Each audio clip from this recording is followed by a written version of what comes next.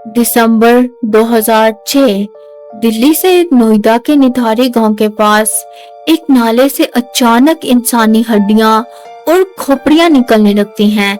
एक के बाद एक पूरे 19 मासूम बच्चों और खवातीन के ढांचे मिलते हैं। पूरा देश हिल जाता है। सवाल उठता है, क्या कोई इंसान इतना बुरा हो सकता है जो बच्चों को मारे, उनका रेप करे और उन्हें खा जाए। आज की इस वीडियो में हम बात करेंगे इंडिया के सबसे खौफनाक और उलझा देने वाले क्राइम केस की, निथारी कांड की, और ये भी जानेंगे कि कैसे 19 साल बाद 2025 में इसका रुख पूरी तरह बदल गया। ये वाकया शुरू होता है साल 2005 और 2006 में नोएडा के सेक्टर में 31 में एक बड़ी कोठी बंगालो D5 थी, जिसका मालिक एक अमीर बिजनेसमैन मनिंदर सिंह पांदर था। उसका एक नौकर था सुरिंदर कोहली। बंगालो के बिल्कुल पीछे निधारी गांव था। वहां से अचानक छोटे छोटे बच्चे और कुछ लड़कियां गायब होने लगते हैं। बूढ़े माँ बाप जब पुलिस के पास अपनी फरियाद लेकर जाते हैं तो पुलिस उन्हें ये कहकर भगा देती है कि कहीं भाग गए होंगे या कहीं घूमने चले गए होंगे। अगर पुलिस ने पहले दिन एक्शन लिया होता तो शायद इतनी जानें ना जाती। फिर मई 2006 में जब पायल नाम की एक 22 साल की लड़की मनिंदर सिंह पांदर की कोठी में काम करने के सिलसिले में जाती है और फिर वो कभी वापस लौटकर नहीं आती। पायल के घर वाले हार नहीं मानते। उनके पास पायल के मोबाइल की डिटेल्स थी, जिससे पता चलता है कि उसकी आखिरी लोकेशन वही कोठी थी, D5। दिसंबर 2006 में पुलिस पांदर और उसके नौकर सुरिंदर कोहली को हिरासत में ले लेती है। जब कोहली से सख्ती से पूछा जाता है तो वो जो बताता है उसे सुनकर पुलिस के होश उड़ जाते हैं। कोहली के बताए हुए निशान पर कोठी के पीछे और आगे के नाले की खुदाई की जाती है।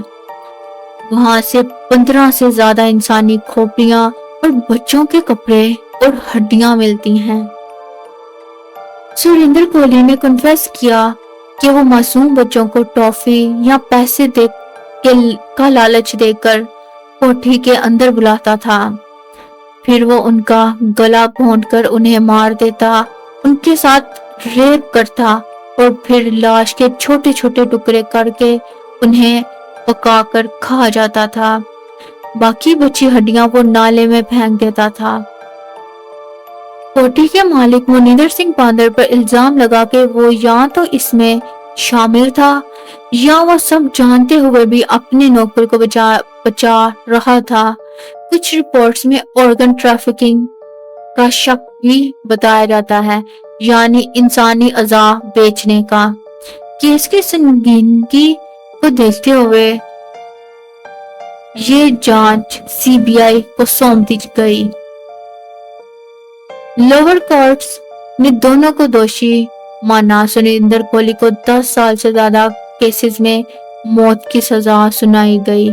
पांदर को भी फांसी की सजा मिली। लेकिन कहानी में ट्विस्ट यहाँ आता है कि ये सालों साल चलता रहा। 2015 में कोहली की फांसी की सजा को उम्र कैद में बदल दिया गया, क्योंकि उसकी मर्सी पिटीशन पर फैसला लेने में बहुत देरी की गई थी। फिर आता है दिसंबर 2023, जब इलाहाबाद हाई कोर्ट ने एक बड़ा फैसला सुनाया। कोर्ट ने कहा कि CBI और पुलिस ने इस केस की इन्वेस्टिगेशन बहुत खराब तरीके से की है। सबूतों की कमी और खराब जांच की वजह से हाई कोर्ट ने पांदर और कोहली दोनों को बरी कर दिया। और आखिरी बड़ा झटका तब लगा जब नवंबर 2025 में देश की सबसे बड़ी अदालत सुप्रीम कोर्ट ने भी सुरिंदर कोहली के आखिरी पेंडिंग केसेस में उसे बरी कर दिया और वो जेल से रिहा हो गया। कोर्ट का कहना था कि शक कितना भी गहरा हो, वो सबूत की जगह नहीं ले सकता। इस फैसले ने पूरे देश को हैरान कर दिया। 19 मासूम बच्चों की जानदारी से हत्या हुई। उनकी हड्डियां मिली, लेकिन आज 19 साल बाद कानून की नजर में कोई कातिल नहीं है। निधारी गांव के वो गरीब माँ बाप आज भी इंसाफ के लिए रो रहे हैं। क्या ये हमारे सिस्टम की नाकामी है या फिर असली कातिल कोई और था जिसे कभी पकड़ा ही नहीं गया? आपको क्या लगता है? कमेंट सेक्शन में जरूर बताइएगा।